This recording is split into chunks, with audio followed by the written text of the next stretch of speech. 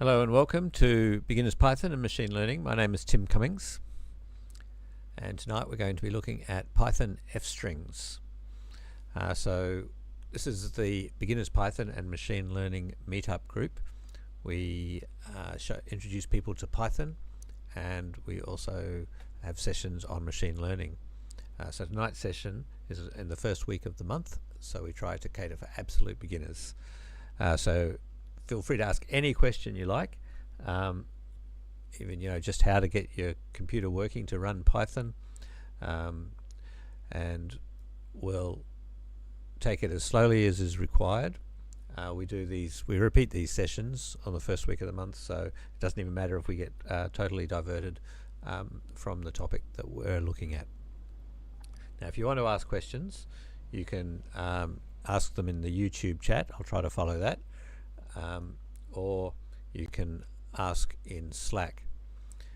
So we've got a Beginners Python Slack group, and if you want to become a member of that, I've sent an email to this email address. You probably won't get it tonight, but anyway, once you've got it, you can then ask questions at any time. And in the Learning to Code channel, that's where we're watching for questions for tonight's session. It's a live session, so you can ask questions, and that's the big advantage of this over other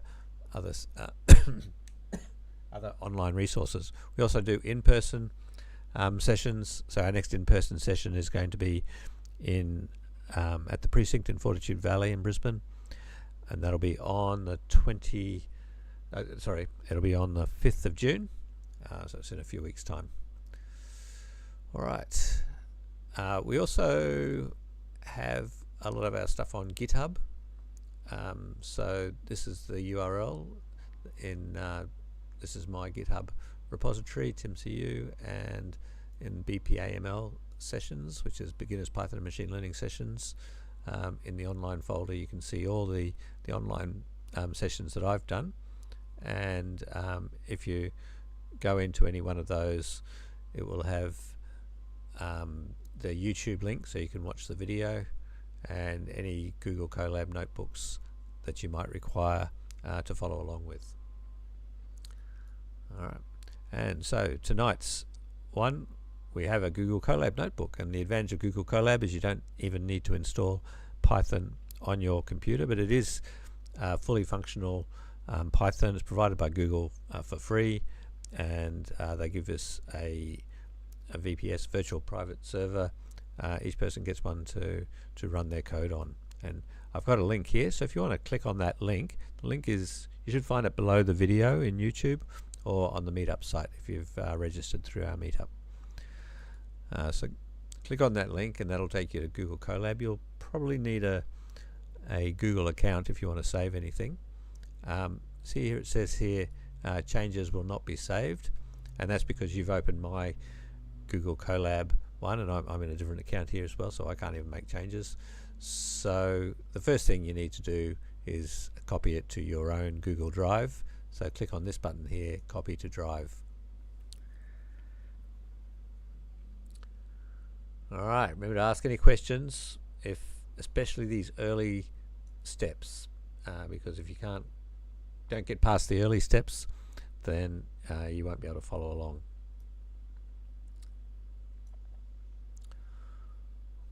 Alright, I'll close that warning. I'll close these release notes. And here we have Meetup 202 for the 1st of May, f-strings for absolute beginners.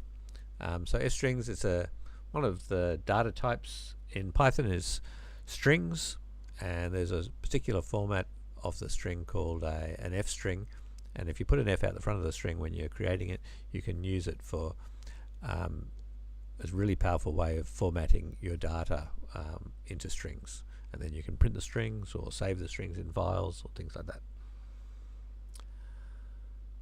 Alright, so this is a Google Colab notebook. A Google Colab notebook is just a bunch of cells. You can see there's a rectangle around this cell, and if I scroll down, then you start seeing these grey shaded cells as well. Now the cells are either code or text. I'm just hovering here and it's allowing me to put an extra cell in between the ones that are there. So I could put in a new code cell, or I could put in a new text cell. So text is just this formatted text like we've got up the top here, which uses markdown formatting, or we can type in some Python code. And here's an example of some Python code. So once you've typed in Python code into any of these cells, you can run it. And if you've got this notebook open, you should be able to run it as well. Now I might share this notebook as well to you. So this is the copy I made of the original. So with this link, you'll be able to see so anyone with the link will be able to see any changes that I make during this session. So I'll copy that link and I'll paste it into here. So that's YouTube. Now YouTube often censors the link, so hopefully that'll get through. But I'll also put it on Slack.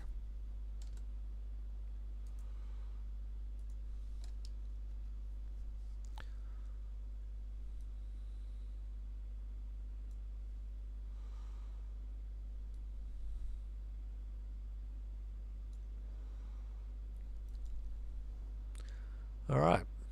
Now we've got our copy. It even says copy of at the beginning, and we've got our first cell, and we can press the play button and it will run the cell. Or I could, you see, it gives me the keyboard shortcut, which is Control Enter on my Windows computer. So if I press play there, it's going to start up. Now the very first cell, you'll see up in the top right here, it now says connecting. So until now, Google hasn't given you a VPS. It's just thought, well, you're just playing around, you might not actually want to run anything. But now, because we've started to run something, it's realized that it's better set up a VPS. So it's done that. It's given us a bit of RAM. So we've got 12 gigs to play with. We've got 100 gigabytes of disk space to play with. And here, our first cell, we ran it, and the results of that print statement come in just below the cell here. And it tells us that we're running Python version 3.10.12. which is quite a recent version of Python, so that's very useful. Okay, now we talked about data types. We'll just talk about normal strings. So a string is just any sequence of characters. In Python 3, they're Unicode characters, and they just enclose them in quotation marks. Now I've got a question come here already, so that's good. Could you import external libraries in a notebook just like regular PyFile? Yes, you can. So the libraries that come with Google Colab are pretty similar to the Anaconda ones. There might be a couple of Google specific ones as well. But if it's the library that you want isn't there, you can actually jump down to the shell and do a pip install of that library. So that's more an advanced question, but may as well answer it right here, and I'll just show you how to do that. So if you were on your regular computer and you wanted to install, say, the XLSX writer library, you type pip install XLSX writer on the command line. Now I'm typing that into a Python code cell. I created the code cell by typing plus code. Clicking on plus code there.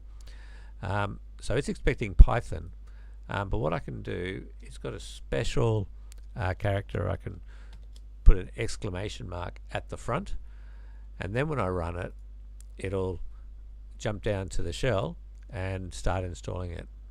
And now after it's installed, then I can let's open up another one, and now I can just import it, and it imports fine. So that's how you install a third-party library and import it. And now, even though I imported it in this cell, you can use it in any cell that that follows. And that's a little bit different to normal Python. In normal Python, they all have to be in the same it has to be in the same set of code, and you can't just stop and do one line at a time or one group of lines at a time unless you're using a debugger. But anyway, this is IPython, which is just Python with a bit of interactivity added to it, and so it allows us to do that. That's a good question. All right, let's get back to strings. So I've got a string here, the 5 letters that make up the word hello, and I've put single quotes around it, and that's my data. So if I run that cell, it just evaluates what's the last line of the cell, which is the string, and it just displays that. Now before that, I've got 2 lines that are starting with these hash symbols, and in Python they're comments. So I can just type anything in there, and that's really just for you and me to be able to read, and Python just ignores anything that's in the comment.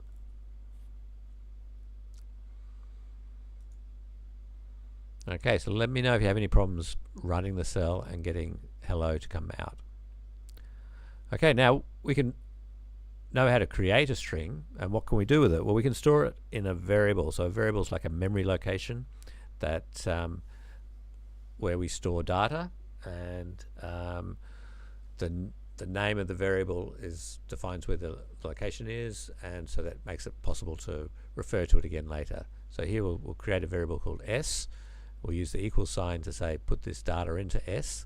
So we'll say s equals world, and so that's a string, and it gets stored in s. So now I can display the contents of that variable in Python using print.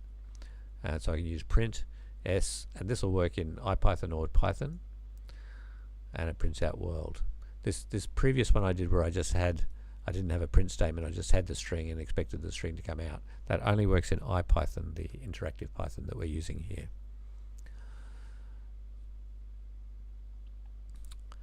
And in fact, I say that here to display the representation of a variable in IPython, such as Google Colab, which we've got, or Jupyter Notebooks. Put the variable on a line of its own as the last line of a cell, and run that. And you can see it comes out as world. And you see how it's slightly different. It's now showing the quotation marks, because that's what they call a representation of the variable value. Print will print strings without the quotation marks, because print is designed for creating reports and an output, and so you want it to be very clean, so it doesn't display the quotation marks. But if you want a representation of the value, here it allows you to have an idea of what data type it is, because it's got the quotes around it, so you know it's a string. Yes, so for the rest of this session, I'm going to avoid setting the quotation marks by using the print statement. So print hello world, no quotation marks.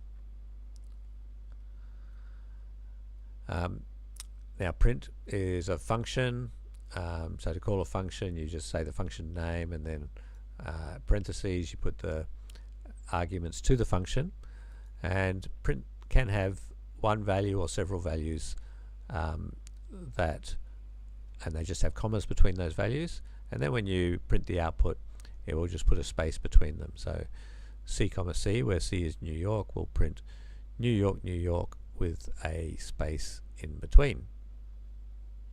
So this is just a few basics with strings to get you going, and then we'll start looking at F strings. We can add strings together using the plus operator.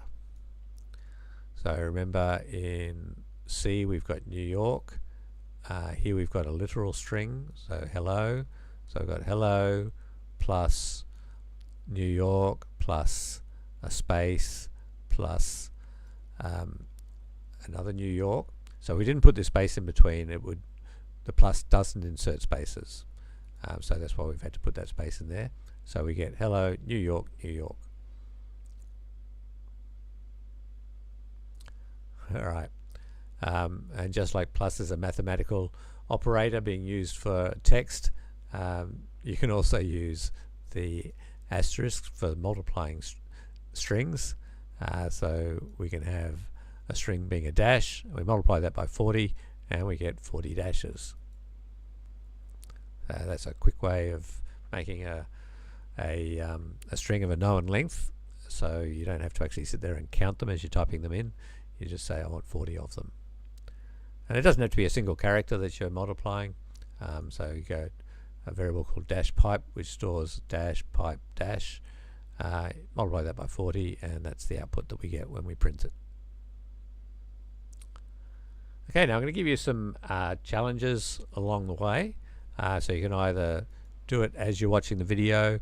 I've left you a blank code cell here, although Google Colab now puts in here start coding or generate with AI, which gets in the way a bit. But we want to print a string of 50 underscores. Okay, so I could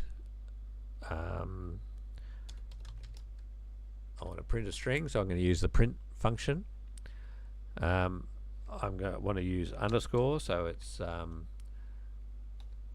that character, which is the shift and the key next to the 0 on my keyboard, and I want 50 of them, so I'm going to use asterisk 50 and print that.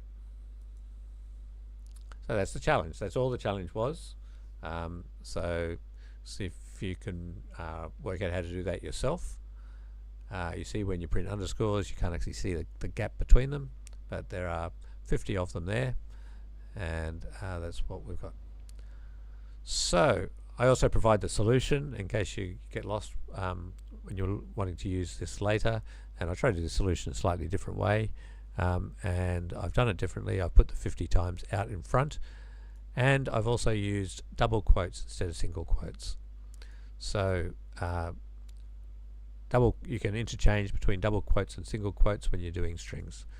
So let's do that. Print solution 1. So it actually prints one line there, and then the next print statement prints on the following line underscores. So it didn't make any difference whether I had the 50 in front or behind. It didn't make any difference whether I had single or double quotes. And really the main reason you choose whether to use single quotes or double quotes is if your string actually contains a single quote in it, then you'd use double quotes to quote it. And similarly, if you wanted a double quote in your string, then you'd use single quotes. And you can ask me, what do you do if you've got both? Well, there's solutions for that too. All right, print the following line. Python wasn't built in a day. Well, here we go. We're going straight into what do we do with single quotes, because there's a single quote in an apostrophe in the text that we want to print. So let's try that. And so the clue was if there's a single quote in the string, then enclose it with double quotes. So let's do that. So type the double quote. It's actually printed. Put 2 of them there, and let's get the line and do that. And there we go. We've printed a single quote. So let's see what would happen if I put single quotes here. All right, you see how the syntax is colored differently, and I've even got a little squiggly red line under this parentheses. So Google Colab's saying there's something wrong with your Python statement, but let's run it anyway and see what we get. So we get a syntax error, unterminated string literal, and that's because there's the string and then it doesn't know what to do with this stuff here. It's gone, oh, in's a keyword in Python, I'll make that blue. The rest of it thinks maybe they're variable names or function names, so it's put them there, and then it's got this quote which is starting an unterminated string literal, which means it's a string that we've got a quote to start it, but we haven't got anything to finish it. So there's lots of things now wrong with that line. But if we just change them to double quotes, that's all easily solved.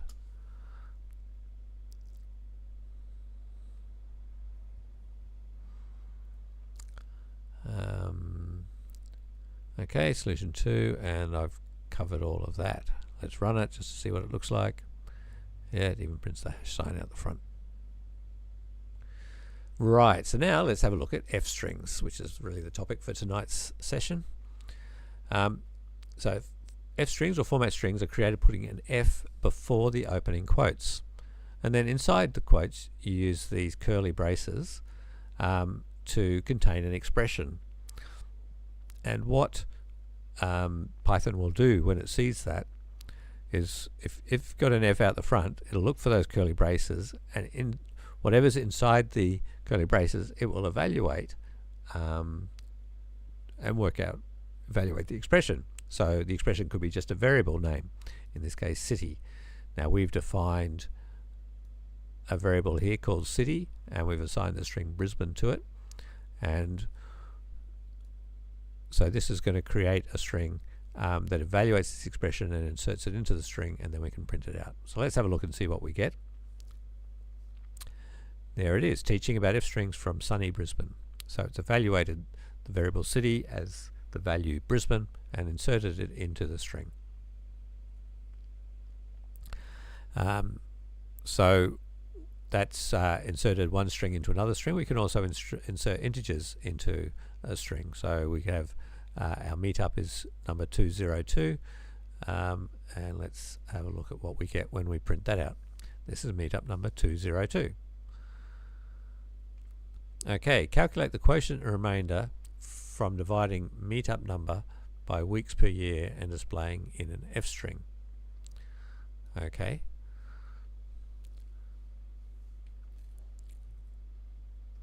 Okay, the quotient remainder of number of meetup weeks. Oh, yep. So we've got weeks per year. There's 52 weeks in the year, and we're number 52. So we'll say the quotient is going to equal meetup number, which is just meetup,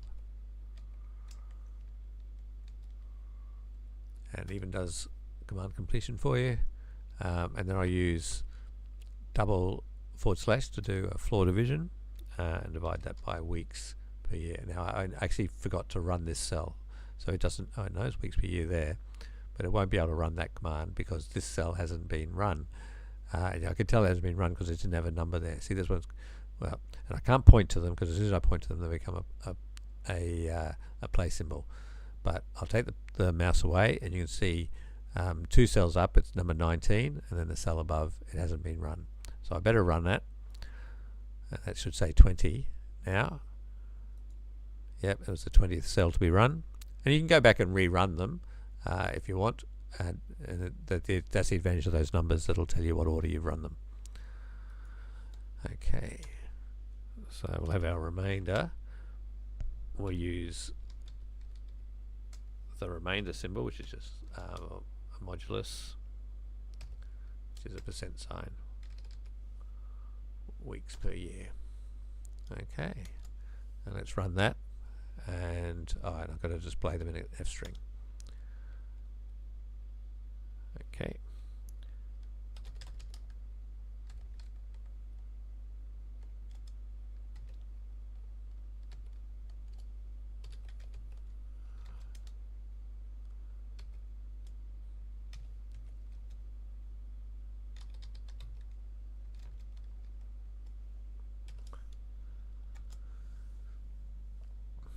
So it calculated 3 years and 46 weeks, and that's just assuming that these are just the meetups that I've done, and if I'd done them every week in a row, then that's how long I've been doing them for. It's actually been longer than that because Arun takes a lot of the sessions, probably more than me at the moment. So this meetup group's been going since 2018.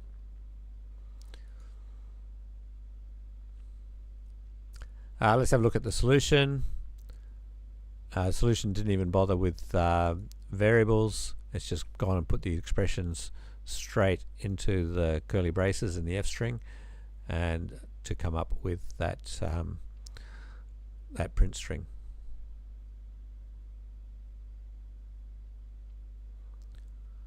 All right, challenge 4: print the powers of 10 from 1 to 1,000,000.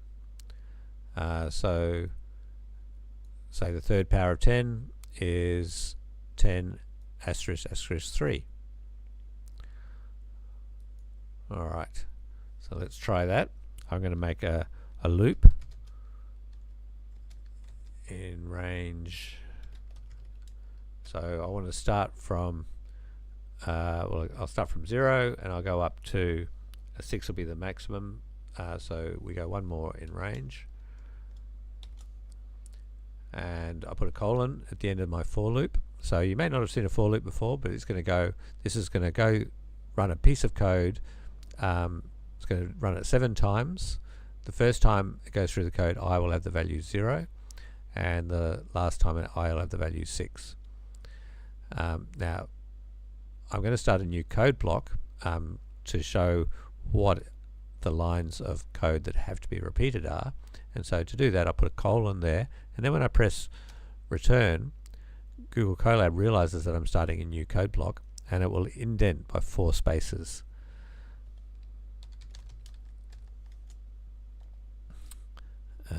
And we're going to may as well use f strings because that's what we're all about. And we'll say I equals and power of 10 equals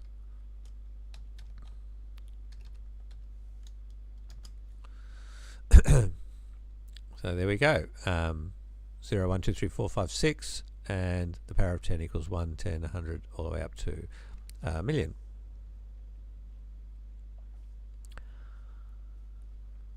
Now when you're displaying numbers like this, normally you try to get your units to line up and your tens to line up and your hundreds to line up, but I've got these are all left aligned rather than right aligned. So in the solution here, I'm going to show you how to do some formatting. And what you can do is you can tell the f string how wide you want the text to be that it is displaying. So you put in a colon after the expression that it's going to evaluate and how wide it's going to be. So in this case 7. And there we go. 10 to the power 0 is 1, 10 to the power 1, 10 to the power 1 is 10, power 2 is 100.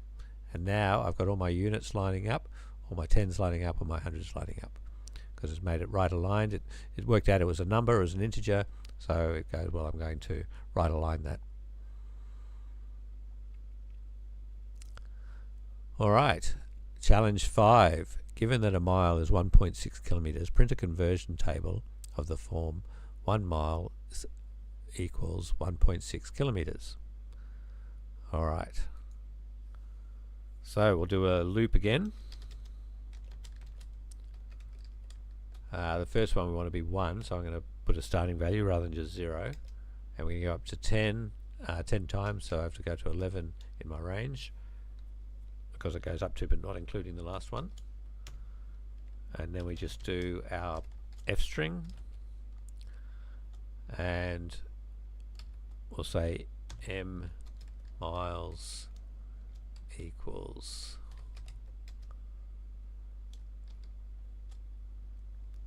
m times 1.6 kilometers. Alright, now we want to do some formatting here. We want to make sure they're right aligned. So let's make this a 2 character wide, and we'll make this one 4 characters wide and see what we get.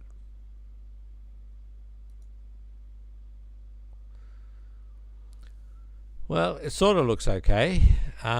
It's just that we're going to get, Python has we'll get these floating point errors when we're doing floating point arithmetic, and that's all fine in the numbers when you're using them, but when you're displaying them, it goes, oh, I have to display all those decimal places to give you the closest floating point number to the one I'm got stored in my as the result of that expression. And so it just prints them all out. It exceeds the 4 characters, but it goes, I'm going to better show you anyway. So that's the output that we get. So let's look at the solution to see how we get around that. So the first one was just integers, so that wasn't a problem. So we just said n:2. The second one, we've put in here the width of the field. We've also said we want to have only 1 decimal place shown and treat it as a floating point number. So now when I run that, now it comes out looking very nice. So that's how you display the number, a fixed number of decimal places with floating point numbers.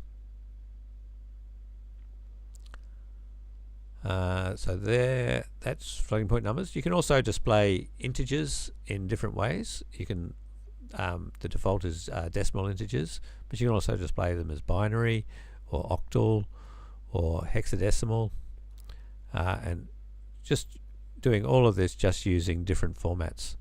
So we've got a width here, 7, and then D for decimal, B for binary, O for octal, X for hexadecimal with lowercase characters, or capital X for hexadecimal with uppercase characters. And then for floating, for the floating floats, we can format them as floating point or exponential notation using either an F or an E. So let's have a look at what they look like. So there's our decimal numbers, which we're used to. Here's our binary numbers if you want to talk ones and zeros. Octals is base 8, hexadecimal is base 16, and hex is the same.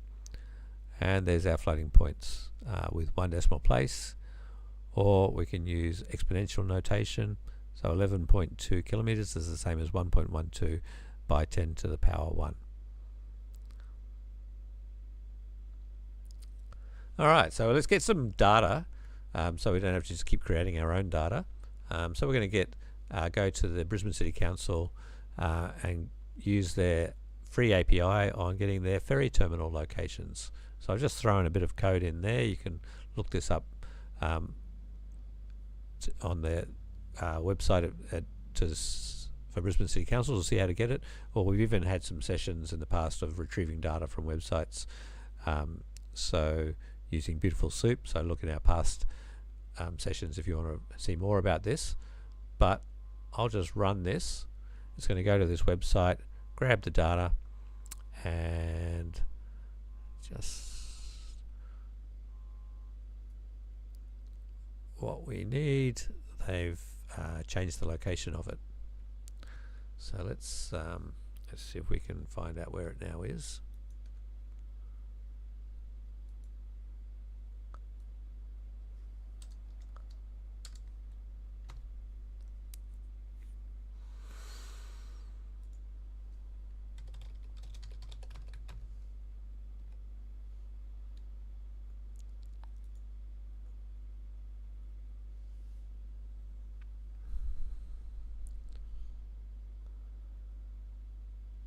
Okay, and what were we trying to get? We were trying to get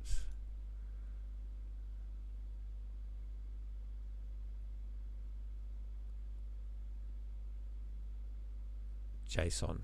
Okay.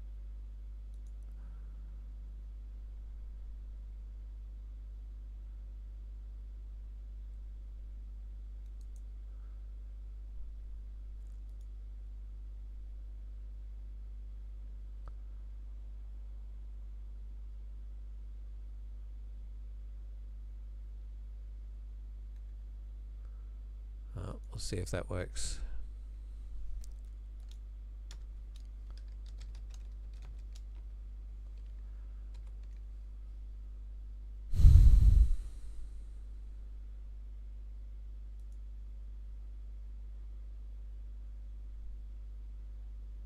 Okay, so that's given us some data.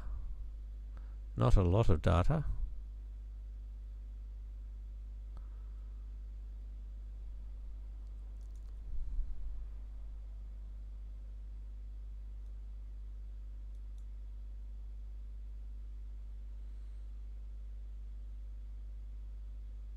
No.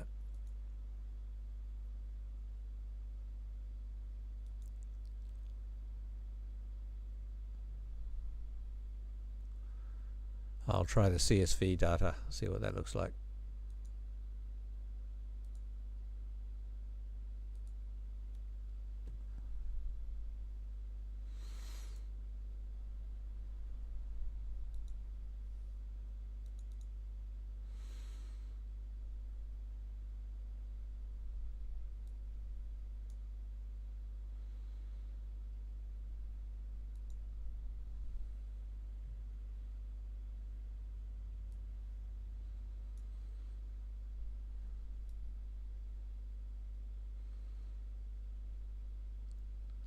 Okay, well that's looking good, but I'm not sure I'm going to be able to get that into the right format tonight. Let's have a look what we've got.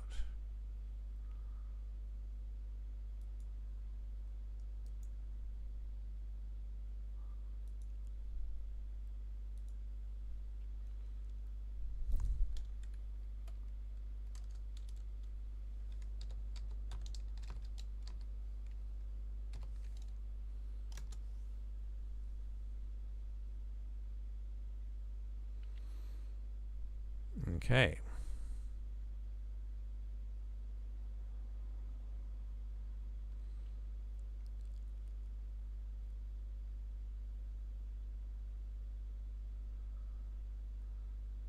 So if I wanted to read a CSV file, let's have a look at our other sessions.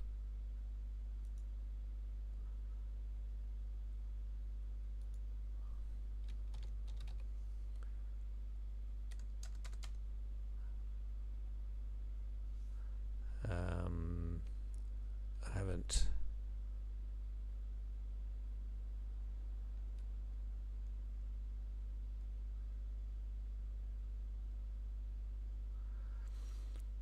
All right, well let's just skip the JSON bit, and we'll. But they used to have a file up there, which was so the disadvantage of relying on someone else's data.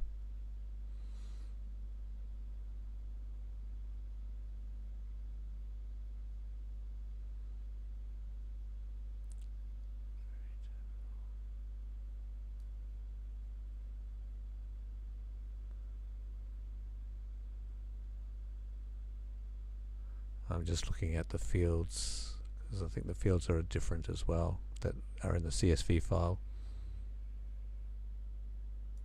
Yep. So I can't quickly grab them. All right. So let's move on. Fill characters. Well, we'll talk about what this bit has done.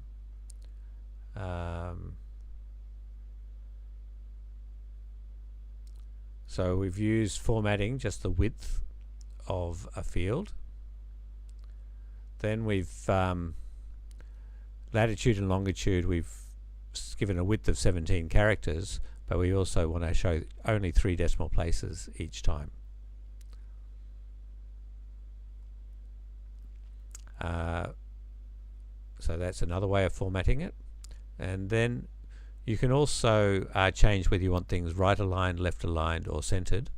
So the greater than sign means right aligned, and the circumflex means centered, and you could use a less than sign if you want to be left aligned, if you wanted to left align particular fields. Okay, so that all looks good, and we've seen all of them. So just our standard decimal points and floating point. Now we've got how would we convert times. So this is parsing a time, so string parse time. The P there means we're parsing. So we're going to get the data from the JSON was in this format, and then I've sliced the string to just take the first 10 characters, which will just be that much, and I've given it the format. I want a 4-digit year, then a 2-digit month, then a 2-digit day, and slashes in between, and that will convert it into a date time object. And then once I've got a date time object, I can use string format time to output it how I want it to be output, which is day, month, year. And the month I don't want to be numbers, I want it to be letters. So %B will give me a 3-letter month name. So in fact I can run that cell there, and so it's taken 2020/10/09 all the way to there. That's your string. Then I've put an index, a slice after it, and I've said give me the first 10 characters, which is that, parse it into a date time object, and then format it so that the date is 09, the month is October, and the year is 2020. This one I can't do because it relies on our list of records, which we haven't got. And okay.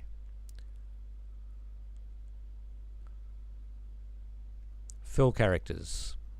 The first character after the colon, but before the alignment character, which is your less than, circumflex, or right greater than, is what you want to fill by. So if you wanted to do zero filling, you put a 0 character just in front of the greater than sign. And you can see now, so this is without the 0 there, and this is with the 0 there. And similarly 0001, 1, 0010.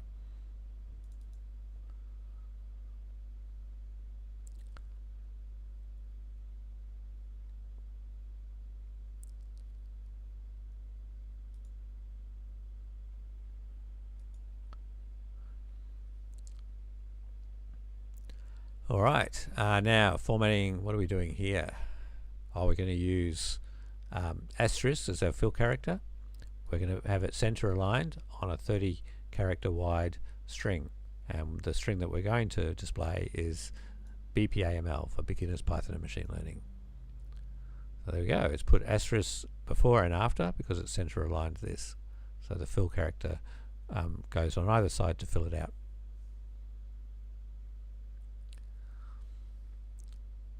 Okay, now in Python 3.8 they introduced some advancements to F strings, and they introduced what's called the logging notation. So it's it shows if you put an equals sign into the expression, it'll actually display what the expression is followed by what the value of the expression is. So it'll literally give you the expression and then the evaluation of the expression. So let's have a look at that.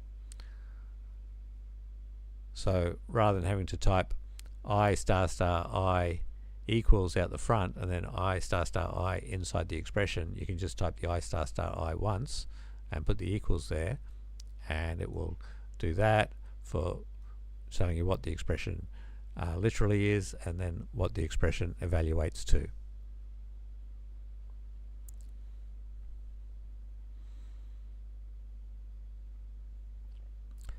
Sometimes you might actually want to show braces in F strings, so in that case you use double braces. So we've got the F out the front, so normally Python would, every time it sees a brace, it would start evaluating things. But if we put the braces in with double like this, then it'll print a single brace for every double brace it finds. And then when it finds a single brace, which is here, then it actually does evaluate it. So that's, if you're wanting to do documentation about F strings, then that's how you'd have to do it. The F string F brace 5 plus 7 evaluates to 12, and that's because we've got the double braces there. It displays with the single brace. And finally, you can also use variables in your formatting, and you do that by putting more more braces inside your format string on to the right of the colon. So let's run that to see what we get. So what we're saying is we want to calculate the sign of a value, and then I'm going to print it. But what I'm printing is I'm going to print a string, an empty string, but I'm going to pad it with dashes, right, and it's going to be right aligned, but the width of it is going to be whatever's in that variable. So I've put more curly braces in there so it evaluates what x is to work out what the width of the field is going to be. So this one it evaluated to 7, this one, you know, twice as much, 14, and whatever, like so. Then we get a nice sine curve, and then we do the same with pluses rather than minuses. All right, well, I hope you've learnt something from this. I've learnt that I should check my sources beforehand to make sure that the data is still available. It's been there for many years, so it's a bit of a shame it wasn't there tonight, the JSON file. But next week, Arun will be giving a session on machine learning, and probably to do with large language models, and Claude AI is the general theme he's been doing recently. And the following week after that, I'll be doing another session, a bit more advanced. I might do something like Pandas, introduction to Pandas. And so I hope you come along. And I'd love to see you at the Fortitude Valley on the 5th of June, when we've got our next in-person session. Thanks for watching. Oh, and I'll update the notebook so that it works with the data from the Brisbane City Council.